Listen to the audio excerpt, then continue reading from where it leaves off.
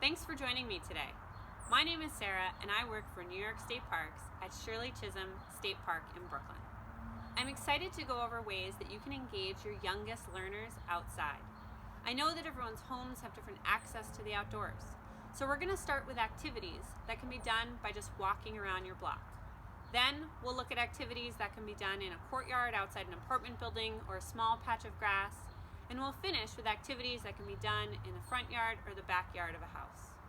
All you'll need is paper, pen and pencil, maybe some crayons.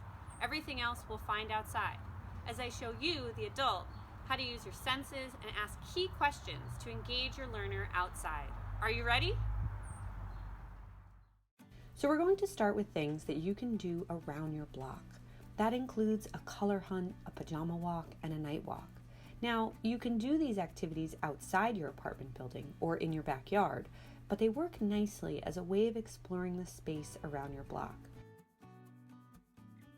Here's some photos I took while walking around my block the other day.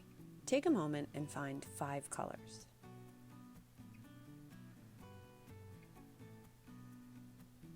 I see pink, orange, yellow, brown, and red.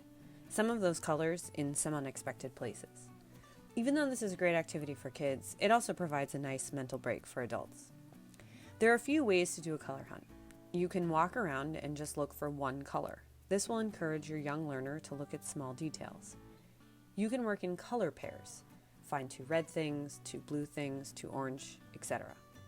Or you can stand in one spot and see how many colors you can find, either by rotating around or by focusing on one thing directly in front of you. For instance, let's take a look at sections of these 3 photos: an empty tree pit, the base of a tree, and a low brick wall. While we might initially think that the tree pit and the base of the tree are just brown and the bricks are simply red, let's take a moment and look closer.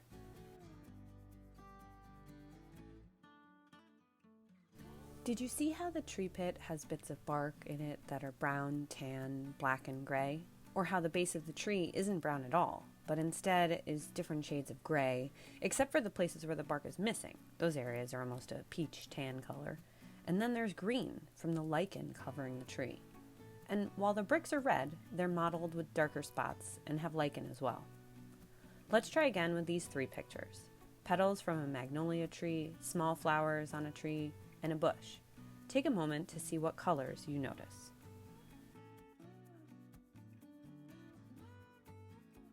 At first glance, the magnolia petals are white and pinkish purple, but did you see that the older petals have turned brown?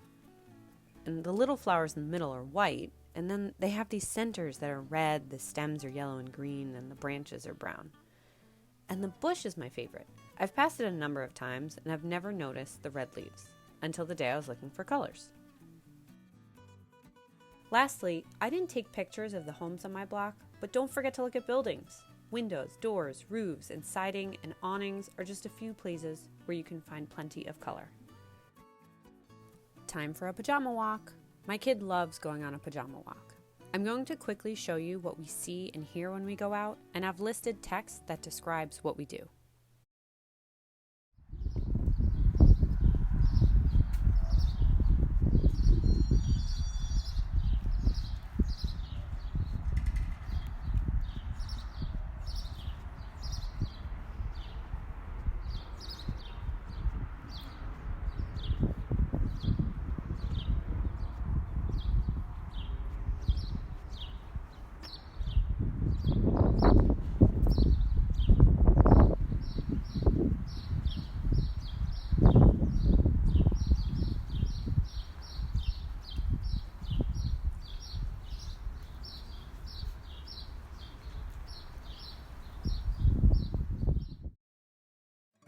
Now, we're going to look at activities that can be done outside your door.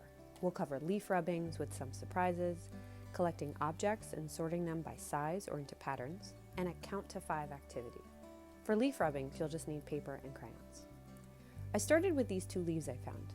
To be honest, I'm always surprised that leaf rubbings work. It seems like leaves are just too fragile for the ridges to show up when coloring across the paper to make the print. But you can do more than just leaves.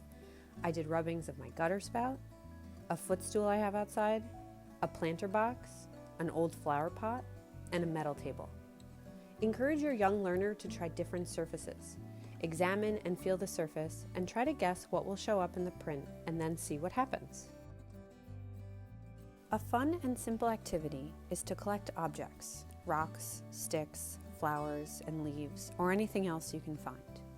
Once you have your collection, have your young learner sort the collection by color or texture or size. Then make a design or a pattern. Explore the use of colors and heights.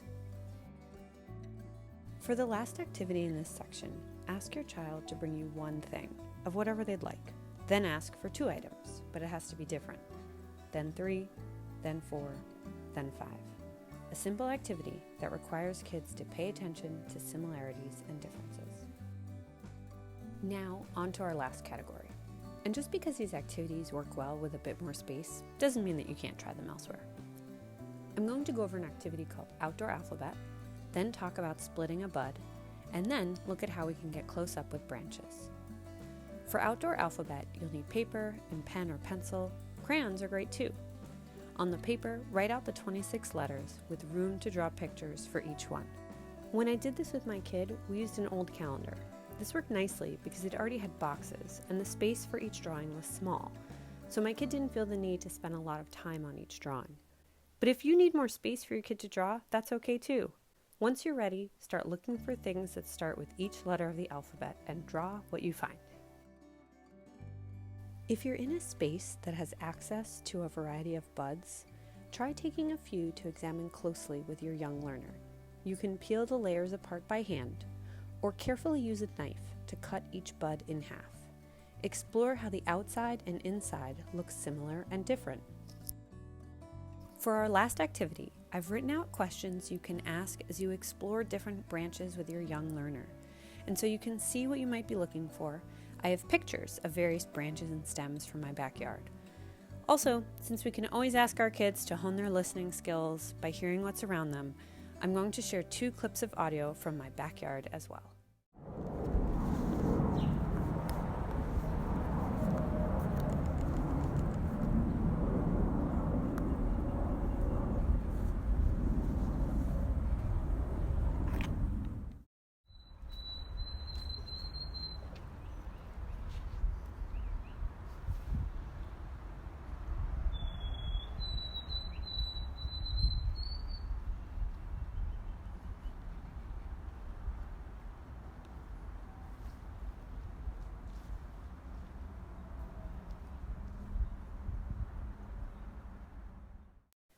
Thanks for joining me. I hope you found these activities helpful and that you'll use the activities and the questions to engage your young learner around your block and outside your home.